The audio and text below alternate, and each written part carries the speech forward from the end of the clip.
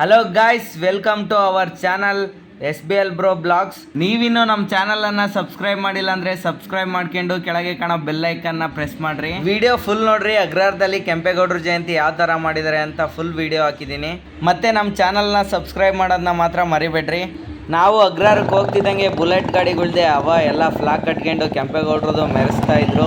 ನಾವು ಗಾಡಿ ನಿಲ್ಸಿದ್ರೆ ಹಿಂದೆ ಲೈನ್ ಬರ್ಸಿದ್ರು. ಗೌಡ್ರು ಗೊತ್ತು, ದೇಶಕ್ಕೆ ಗೊತ್ತು, ವಜ್ರ ಅಂದರೆ ಹೊಳಿತಾ ಇರಬೇಕು, ಗೌಡ್ರು ಅಂದರೆ ಮೆರಿತಾ ಇರಬೇಕು. RCB ಫ್ಯಾನ್ಸ್ ಎಲ್ಲ ಕೆಂಪೇಗೌಡರು ಸ್ಟ್ಯಾಚ್ಯೂ ಉದ್ಘಾಟನೆಗೆ ಬ್ಯಾನರ್ ಮಾಡಿಸ್ಬಿಟ್ಟವ್ರೆ. ಸಣ್ಣ ಸಣ್ಣ ಹುಡುಗರ್ದು ದೊಡ್ಡವ್ರದ್ದು ಏನು ಬ್ಯಾನರ್ಗಳೇ ತುಂಬ್ತಾ ಇದ್ದಾವೆಲ್ಲ ಊರು ತುಂಬ. ಫುಲ್ ವಿಡಿಯೋ ನೋಡ್ರಿ, ಯಾರ್ಯಾರು ಬಂದಿದ್ರು, ಏನೇನು ಮಾಡಿದ್ದಾರೆ, ಫುಲ್ ಕಂಪ್ಲೀಟ್ ವಿಡಿಯೋ ಹಾಕಿದ್ದೀನಿ. ಲಾಸ್ಟಲ್ಲಿ DJ ಹತ್ರ ಕುಣಿದಿದ್ರಲ್ಲ, ಆ ವಿಡಿಯೋಗಳೆಲ್ಲ ಮಸ್ತಾಗಿದ್ದಾವೆ. ಲಾಸ್ಟ್ವರೆಗೂ ವಿಡಿಯೋ ನೋಡ್ರಿ.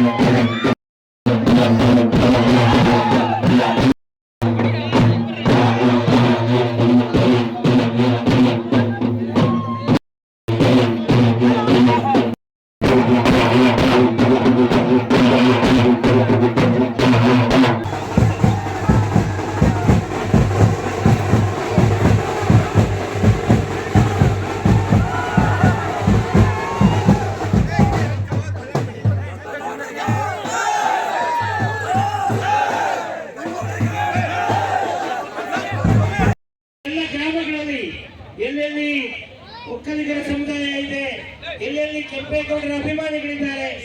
ಮಿನಿ ಕೆಂಪೇಗೌಡರು ರೆಡಿಯಾಗಿ ಕುಂತವ್ರು, ಕತ್ತಿ ಎಲ್ಲ ಇಕ್ಕೊಂಡು.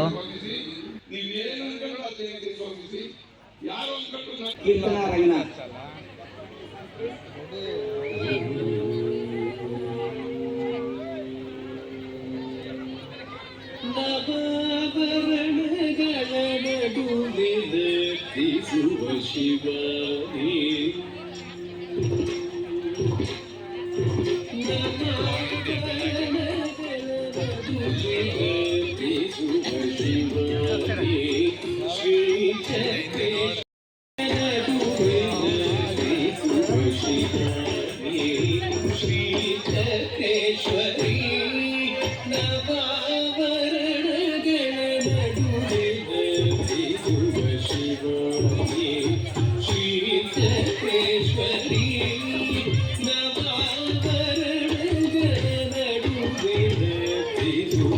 ಶಿವನೇ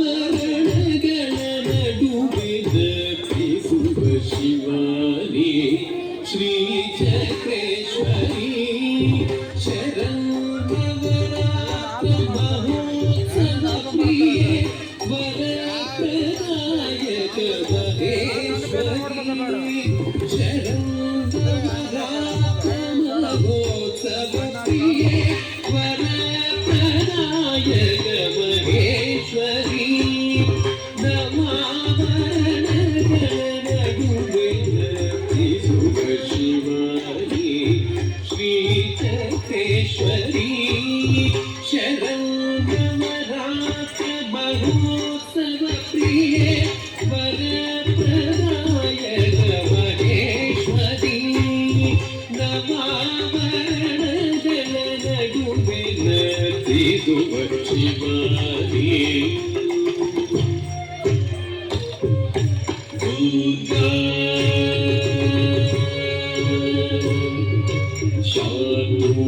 ಶಾಂತೂರವಾಯಿನಿ ಸಾಧ್ವಿ ಖಡ್ಗಖೇಟ ಕರಾವರ ಶುಂಭಬಂಧನ ಲೀಲಾಚಾರ ದುರ್ಗಾನಿ ಶುಂಭರಾಜಿನಿ ಶಾಂತೂರವಾಯಿನಿ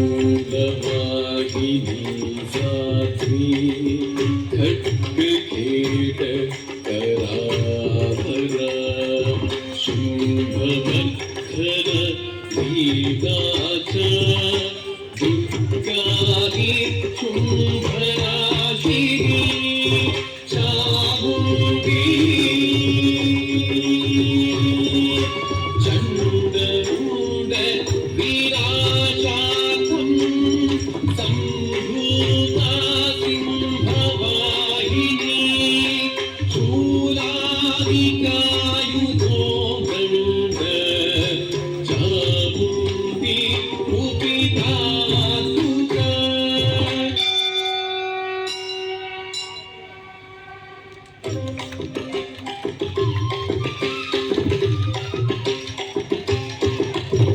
ಬ್ರಾಹ್ಮಿ ಕೌಮಾರಿ ದುರ್ಗೆ ಇಂದ್ರಾಣಿ ವೈಷ್ಣವಿ ವಾರಾಹಿ ಮಾಹೇಶ್ವರಿ ಸರಸ್ವತಿ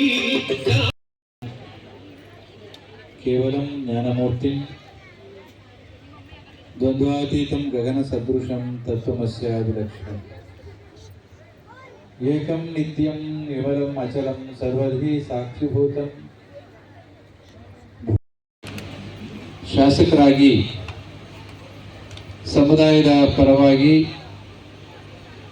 ಅದ್ಭುತವಾದಂಥ ನುಡಿಗಳನ್ನು ಹೇಳಿದಂಥ ರಾಜು ಅವರಿದ್ದಾರೆ. ಇದೇ ವೇದಿಕೆಯಲ್ಲಿ ತಿಪ್ಪೇಸ್ವಾಮಿಯವರು, ಗುಂಡುಮಲ ತಿಪ್ಪೇಸ್ವಾಮಿಯವರ ಉಪಸ್ಥಿತಿ ಇದೆ. ನಮ್ಮ ಮಾಜಿ ಕಾನೂನು ಸಚಿವರು ಶ್ರೀಮಠದ ಸದ್ಭಕ್ತರಾಗಿರ್ತಕ್ಕಂಥ ಉತ್ತು ಬೆಳೆಯಲಿಲ್ಲ ಅಂತಂದರೆ, ಆಹಾರ ಬರಲಿಲ್ಲ ಅಂತಂದರೆ ಎಲ್ಲ ಅಳ್ತಾ ಕುತ್ಕೋಬೇಕಾಗತ್ತೆ.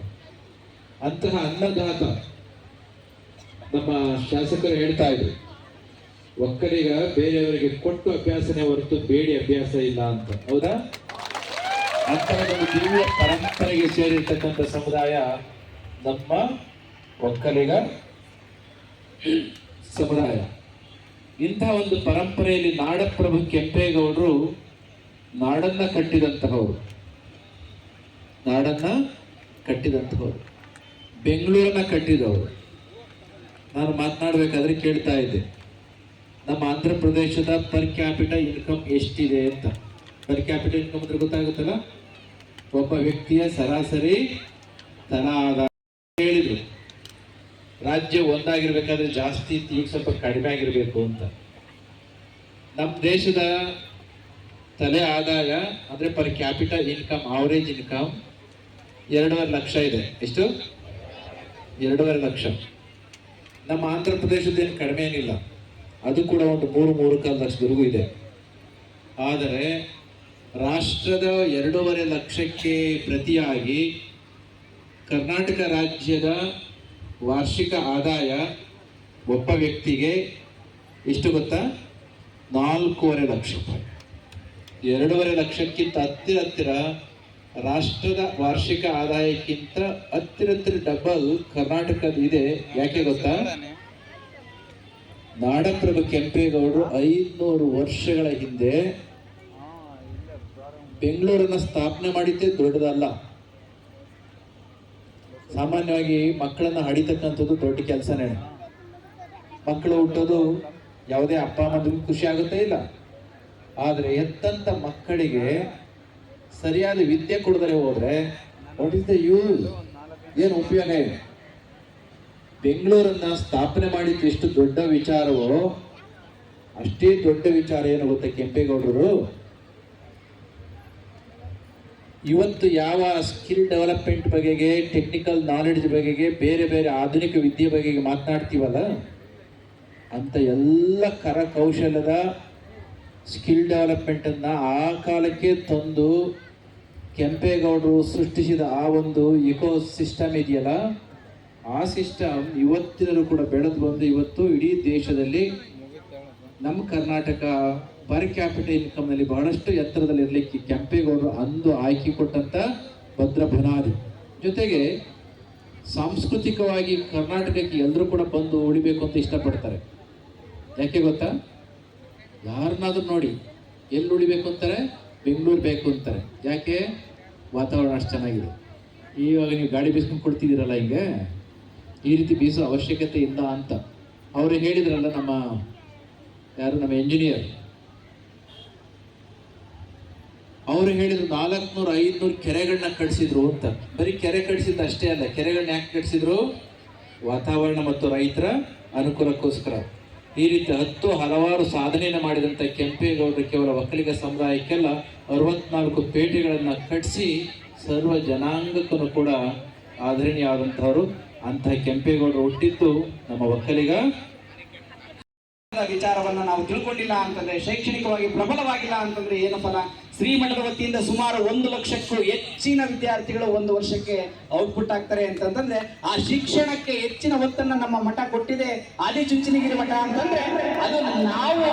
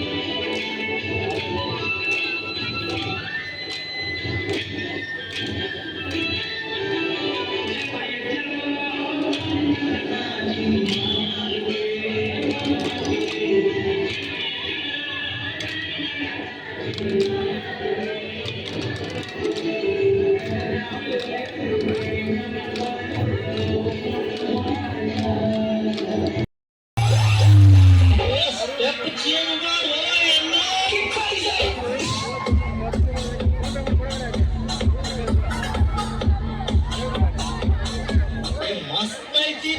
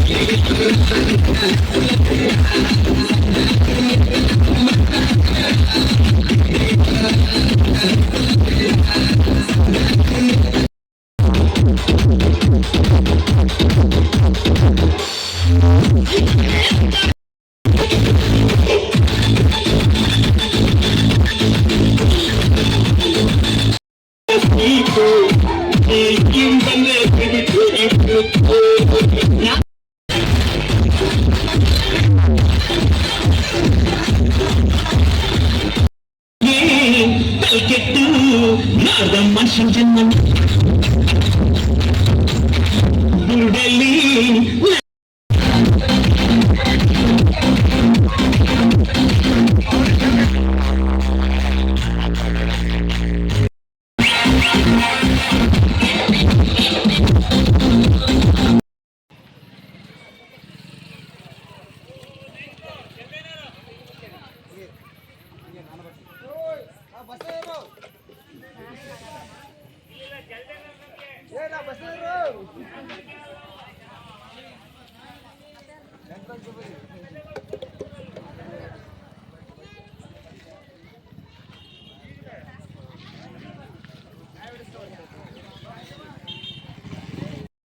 ಬಂದಿದ್ರಲ್ಲ ಎಲ್ಲ ಭಕ್ತಾದಿಗಳಿಗೂ ಅಲ್ಲೇ ಊಟದ ವ್ಯವಸ್ಥೆ ಇತ್ತು. ನಾವು ಅಲ್ಲೇ ರಾತ್ರಿ ಊಟ ಮಾಡ್ಕೊಂಡು ನಾಟಕ ಸ್ಟಾರ್ಟ್ ಆಯಿತು. ಅಷ್ಟೊತ್ತಿಗೆ ನಾಟಕ ಒಂದು ಸ್ವಲ್ಪ ಹೊತ್ತು ನೋಡ್ಕೊಂಡು ಮನೆ ಕಡೆ ಬಂದೆ ನಾನು.